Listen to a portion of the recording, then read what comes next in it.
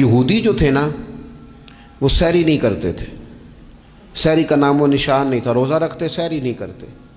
تو نبی پاک صلی اللہ تعالیٰ علیہ وسلم نے فرمایا ہمارے اور یہودیوں کے درمیان فرق ہی سحری کا ہے. اور نبی پاک صلی اللہ تعالیٰ علیہ وآلہ وسلم نے فرمایا سحری کھایا کرو، سحری کھانے میں برکت ہے. اور اگلی بات سننی آپ نے تو خوش ہو جانا ہے، سحری کو معمولی نہ سمجھے، سحری کرنا عبادت ہے.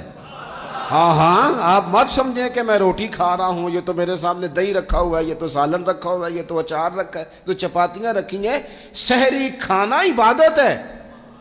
آپ صبح اٹھے، آپ کی تو روٹین ہی اور تھی، تو 7 بجے کھاتے تھے، 9 بجے کھاتے تھے. یہ جو آپ صبح کھا رہے ہیں اٹھ کے سحری میں، اپنی مرضی سے تھوڑی کھا رہے ہیں، یہ تو کسی کے کہنے سے کھا رہے ہیں، یہ تو کسی کے بٹھائے بیٹھے ہیں.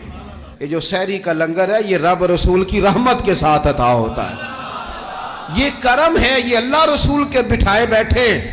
کیا میرے رسول پاک صلی اللہ تعالیٰ علیہ وآلہ وسلم نے بات کھولی ہے، ترغیب و ترہیب میں حدیث ہے. اللہ کرے یہ کبھی چسکا لگ جائے، یہ والا مزہ آ جائے، تو پھر تو گھر میں دسترخوان نہیں بچھا ہوا ہوگا، پھر تو رنگ ہی کوئی اور ہوگا. حضور فرماتے اللہ تعالیٰ اور اس کے فرشتے سحری کھانے والوں پر رحمتوں کا نزول فرماتے ہیں.